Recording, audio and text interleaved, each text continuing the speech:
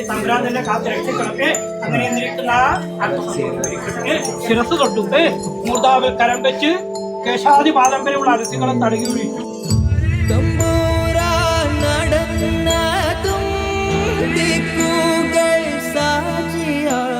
അകങ്കൈ കൊണ്ട് പിടിച്ചിട്ടുണ്ട്. ഇനി പുറം കൈ കൊണ്ട് തട്ടാതെ ഈ തമ്പുരാൻ തന്നെ കാത്ത് രക്ഷിക്കണം.